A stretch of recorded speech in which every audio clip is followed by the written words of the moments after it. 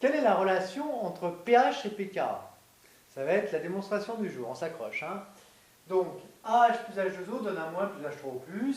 La constante d'acidité, on rappelle, une constante d'équilibre particulière entre un acide et l'eau. Le pK vaut moins log de Ka.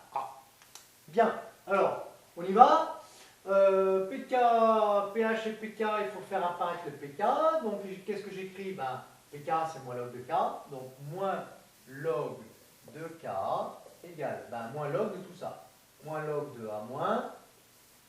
Cet équilibre est instantané, donc on va arrêter de le mettre, mais attention, les concentrations sont bien toujours à l'équilibre. Hein. Souvent dans les bouquins, on ne met pas équilibre, mais c'est sous-entendu évidemment. A moins fois H3+, divisé par H. Autrement dit, sachant que log de A fois B égale log de A plus log de B, eh bien, on va se servir de cette propriété de la fonction logarithmique pour écrire que moins log de K, eh bien, c'est tout simplement PK.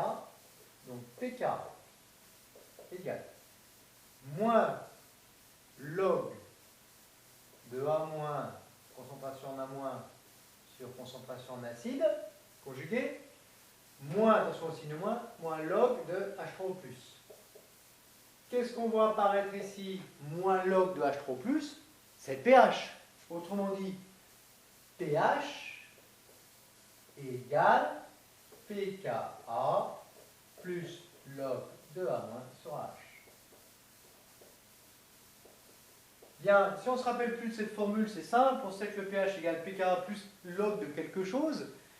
Plus la base est importante par rapport à l'acide, plus il y a de base par rapport à l'acide conjugué, plus la solution est basique, et donc plus le pH est grand. Hein, je vous rappelle que les solutions acides, c'est entre 0 et 7.